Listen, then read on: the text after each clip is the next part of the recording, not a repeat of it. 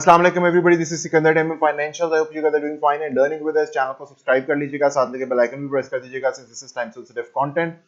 Sorry कुछ अर्से से मैं आपके लिए वीडियोस नहीं ला सका। एक तो ये थोड़ा सा डिहाइड्रेशन की वजह से गर्मियां आ रही हैं क्योंकि, तो उसमें थोड़ी बेहतियाती की वजह से डिहाइड्रेशन हो गई, साथ में रमजान आ गया तो ऑफ कोर्स यू नो वो थोड़ा ज़रा लंबी पड़ जाती हैं चीज़ें। Anyways now fit and fine. तो हमारे पास जो वीकली टाइम फ्रेम है उसमें फर्स्ट ऑफ ऑल देखते हैं KSE100 में। मैंने आपको प्रीवियसली बताया था कि जो लास्ट वीकली क्लोज होगा उसके साथ हमारे पास हिडन बुलिश डाइवर्जेंस कंफर्म हो जाएगी as long as we close above the 43,700 points, and we do have a confirmed hidden bullish divergence. This is a confirmed local low on the weekly time frame। ठीक है, इस close के साथ हुआ जो कि एक बहुत बड़ा क्लोज था, लेकिन जो हमारे पास पॉइंट था जहाँ तक हमारे पास क्लोज चाहिए था, that was somewhere around over here. तो उसमें हमारे पास काफ़ी ह्यूज क्लोज हुआ, लेकिन this week of course you know the uncertainty in the market, we don't have any kind of government right now technically speaking. So क्या होता है क्या नहीं होता, ऑफ कोर्स उसके ऊपर काफ़ी इस टाइम आंखें जो हैं वो लोगों की टिकी हुई हैं। Will have to see. Anyways technically speaking we have a confirmed hidden bullish divergence. You can see it over here. RSI में हमारे पास ये पॉइंट जो है नीचे है, जबकि ये पॉइंट इस पॉइंट से ऊपर है। और इसी तरह वाइस वर्सा है हमारे पास प्राइस सेक्शन पे, जहाँ पे आपके पास ये पॉइंट नीचे है और आपके पास जो लास्ट लोकल लो था वो यहाँ पर ऊपर है। So we do have a divergence between this point and this point which is confirmed. लेकिन उसमें मैंने आपको एक मेन पॉइंट बताया था लास्ट टाइम भी कि अगर आप डेली टाइम फ्रेम में जाएंगे तो डेली टाइम फ्रेम में we have this downward sloping trend line. ठीक है, जो हमें काफ़ी देर से एज ए रेजिस्टेंस रोक के रखे हुए। So this is the resistance. Weekly divergence में मैंने बताया था कि वीकली डाइवर्जेंस अगर आती भी है तो you don't have to be excited. Excitement जो है वो इस ब्रेकआउट के बाद के लिए रखिएगा, क्योंकि जब तक ये ब्रेकआउट नहीं होता of course there is not going to be any kind of continuity in the market. 200 simple के साथ अलाइंड है ये हमारे पास डाउनवर्ड जो ट्रेंड लाइन है। और जो जो डाउन साइड है हमारे पास that is somewhere around 42,780 points. ठीक है, जो कि वीकली के ऊपर बनता है समवेयर अराउंड 43,160 पॉइंट्स, क्योंकि दोनों की कैंडल बॉडी जो क्लोजेस हैं वो डिफरेंट है। तो वीकली पे थोड़ा सा ऊपर है, जबकि डेली पे थोड़ा सा मार्जिन के साथ 42,780 पॉइंट्स के ऊपर ये लाइन मौजूद है।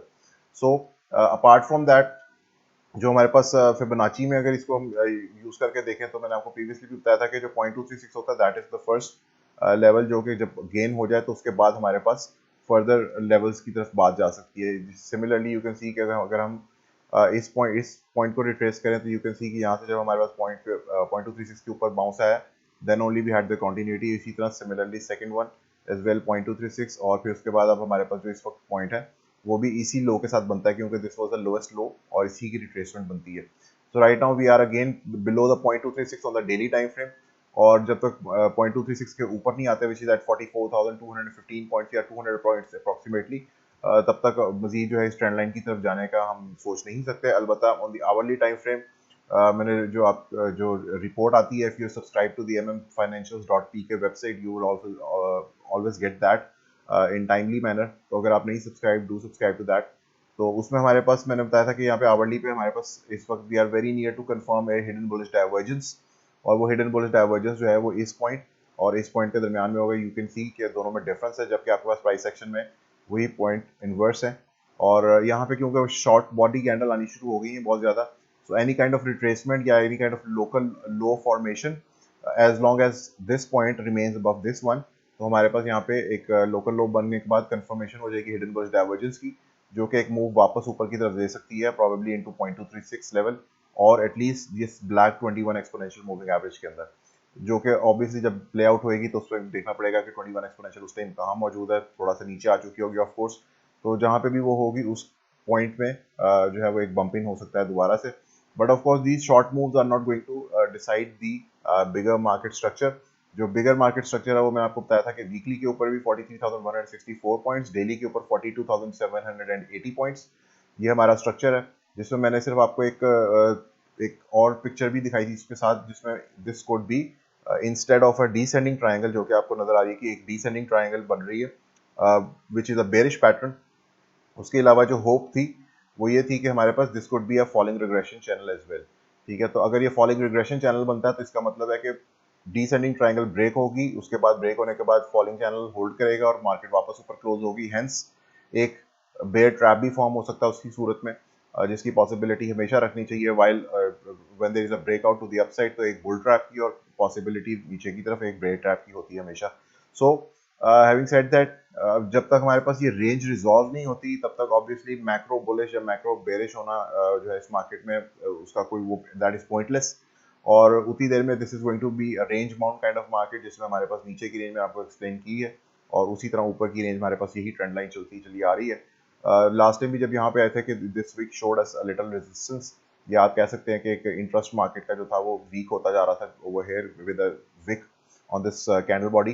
तो उसके साथ हमारे पास मार्केट ने दोबारा नीचे की तरफ चली। ऑफ कोर्स थोड़ा सा पुल बैक आ सकता था, लेकिन जो फंडामेंटली मार्केट शिफ्ट कर जाती है फौरी तौर पे, वो यहाँ पे थोड़ा असरअंदाज हुई है। इस वक्त भी अनसर्टेनिटी की वजह से यू कैन सी के market is like hardly trading any way near the ranges. इस वक्त हम बिल्कुल बीच में खड़े हैं दोनों रेंजेस के। जो फर्स्ट टेलटल साइंस होंगे वो ऑफ कोर्स हमें शॉर्टर टर्म टाइम फ्रेम पे मिलते हैं, लेकिन हमारे पास शॉर्टर टर्म टाइम फ्रेम में इस टाइम जो भी कोई मूव्स होंगे of course they are not going to last in my opinion. Last से मतलब है कि जब तक कि फंडामेंटली मार्केट अपने आप को वापस प्लेस नहीं करती है तो ये मूव्स लास्ट कर नहीं कर सकते। हमारे पास यहाँ पे अनसर्टेनिटी की वजह से इमीडिएट सेल ऑफ्स और इमीडिएट बाय इन्स जो है दोनों साइडों पे वो चलते चले जाएंगे उसी तरह। सो रेंज रिजॉल्व होने के काफ़ी करीब भी चलती चली जा रही है, क्योंकि as you can see on the daily time frame पे आपको मैं 2 डे चार्ट पर बिल्कुल लेके चलता हूँ।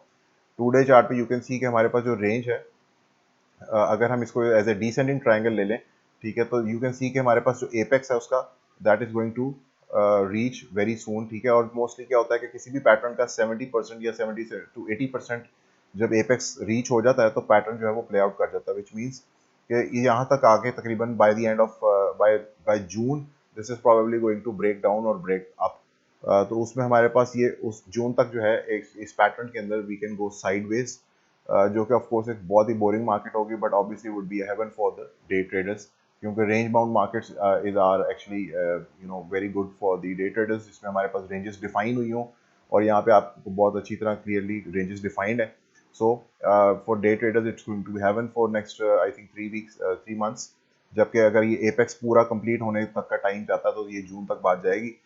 लेकिन अगर ये एपेक्स है उससे पहले रेंज ब्रेक होती है टू वन साइड और टू द अदर, तो उसमें हमारे पास फर्स्ट ऑफ ऑल पॉसिबिलिटीज हो सकती हैं बहुत सारी फेक आउट्स की।